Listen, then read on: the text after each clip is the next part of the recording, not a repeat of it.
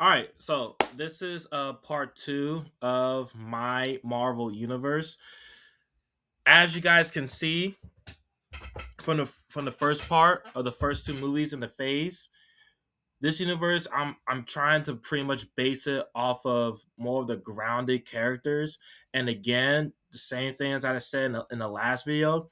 Don't don't be tricked by the wallpaper. Just because I have this wallpaper up doesn't mean all these characters in the wallpaper are in the universe.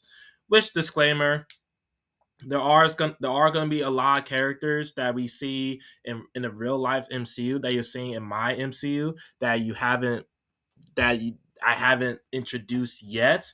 Please don't take it as a jab. Please don't take it as, oh, you don't have this character. How does this story make sense? Like, again, this is me just spitballing ideas, guys. This is me just using my imagination and expressing my love for this craft.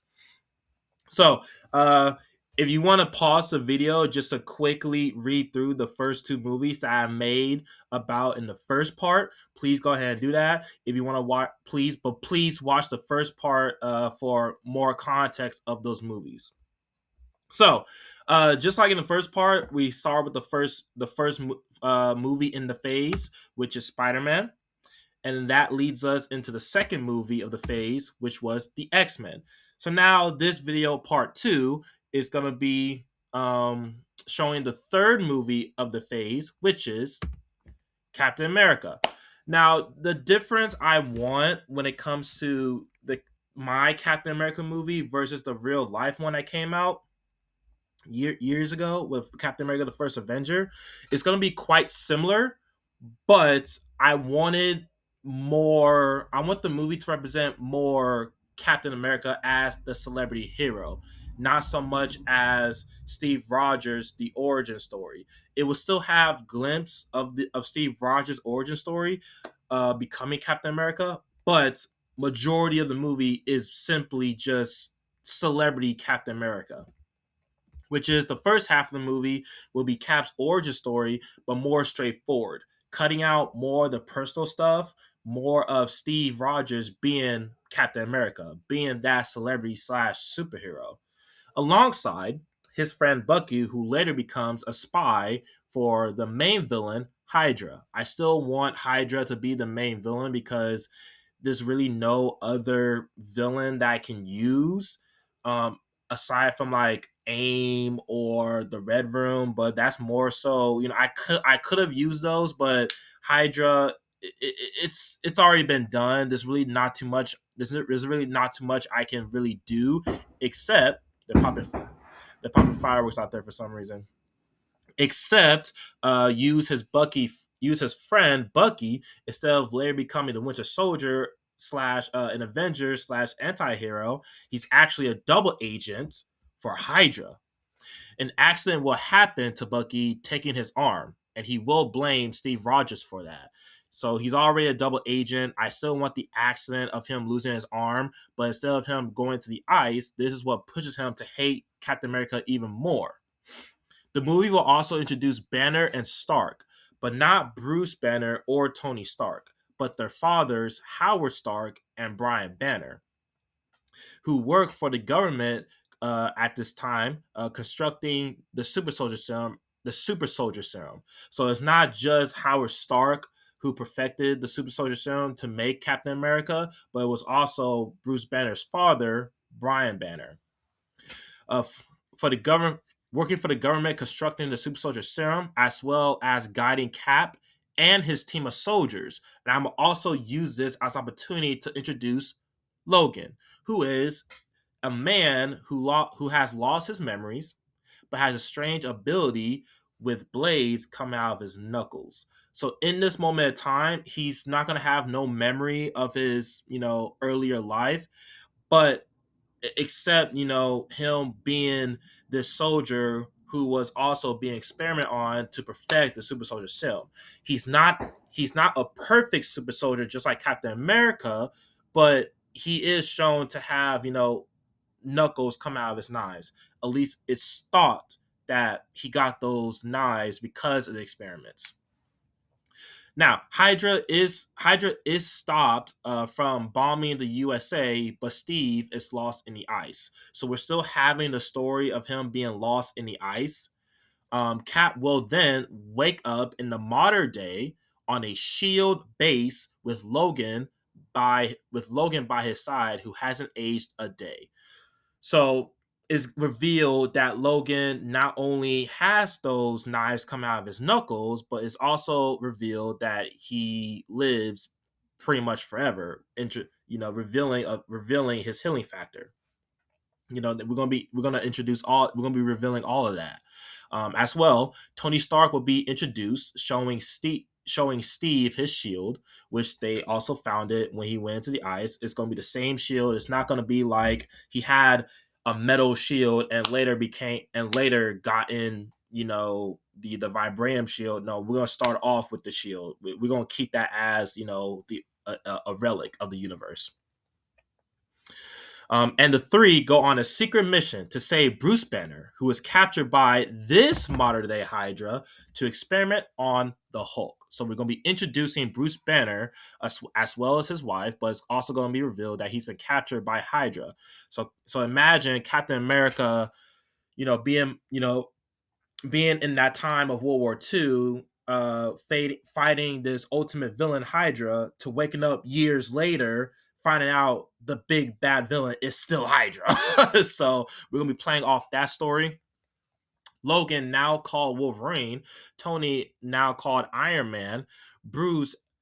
Bruce has a Hulk moment, beating up Cap and Tony and Logan after saving him from Hydra.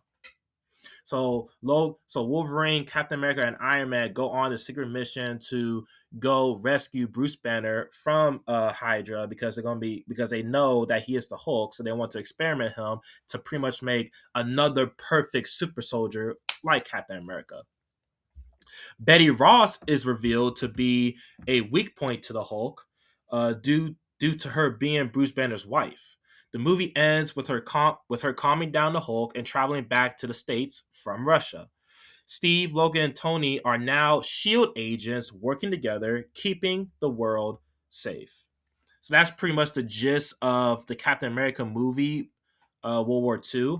But I will say it will be a much longer movie. That's pretty much one of the complaints about the real life Captain America movie, how there were some slow moments and the movie did feel kind of long.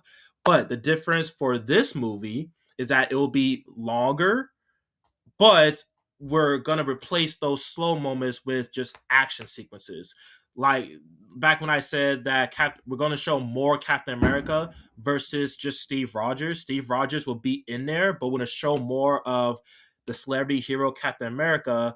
We're gonna show more of Cap facing, Hydra, and Bucky being a double agent, plus introducing Logan as one of his soldiers on his team.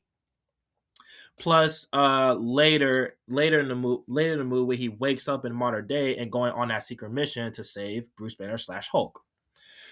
And credit scene shows Captain America, Tony, and Logan, and Bruce watching the television of Professor X, giving a speech with Beast and Storm behind him, talking about mutants and the Magneto attack.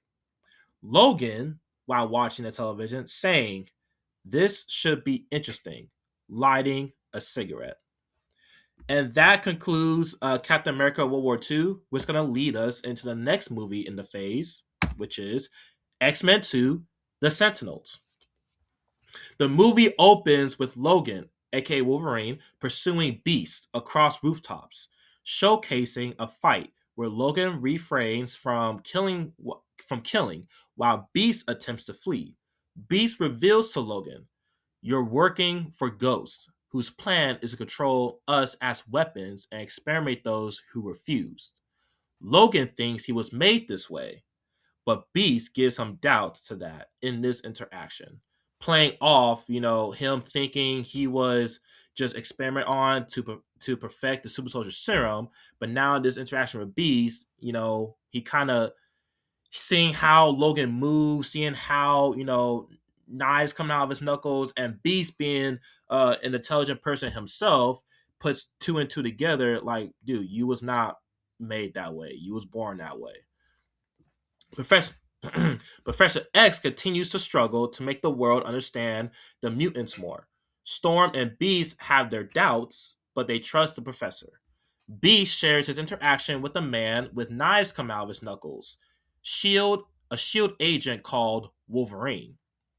Charles sends Beast alongside new character being introduced in this movie called Nightcrawler to investigate some of Shield HQs to look into more of what they're planning, not only for mankind but also for the mutants.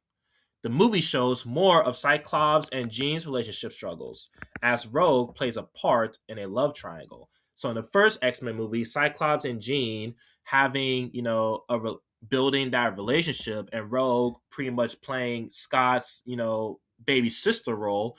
Now, because of Rogue's attachment issues, because of Scott's, kindness and softness and guidance, Rogue is starting to grow emotionally attached, even though Cyclops isn't reciprocating. So we're going to show that into the movie as well. One night, a squad of agents is sent to execute the mutants at Charles' mutant school safe home. Wolverine and Frank Castle leading the squad. Some mutants are killed, but most escape with Jean, Rogue, and Scott fleeing together in a car. Now, when it comes to Frank Castle, instead of him being this solo executing, murderous machine, in this universe, he's actually a shield agent. He's not called the Punisher, but he's leading a squad unit called the Punishers. Professor X is captured but attempts to read Logan's mind, which unlocks memories of his past. Again, playing into Logan, regaining his memories of his past before becoming, a soldier, etc., etc. Beast and Kurt, aka Nightcrawler, have run through so many HQs and Punisher guards. They discover that hundreds of agencies are funding and building Project Sentinel, the key to combating mutants. Storm finds Scott, Rogue, and Jean, revealing she's been talking and visiting Magneto and believes it's time to break him out. Storm, while introduces a new mutant, Iceman, a young mutant who refuses both to join Magneto and Charles Xavier, but believes it's time for the mutants to rise up. They break Magneto out, causing the Sentinels to be released.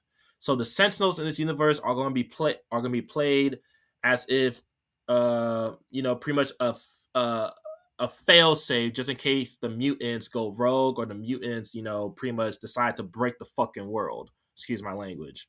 But the Sentinels in this universe are going to be created by Tony Stark, given orders by given orders by Shield, aka the agencies. The agency is going to be a combination of not only Shield but other government officials, other government agencies. That's why it's called the agencies.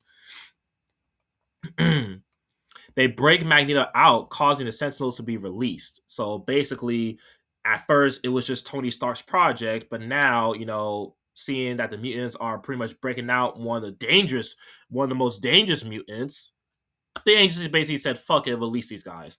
This is going to be the test for the Sentinels. The X-Men, now with Magneto, begin a huge fight with the machines. After Logan talks to Charles, he finds Beast and Kurt and joins them in freeing Professor X.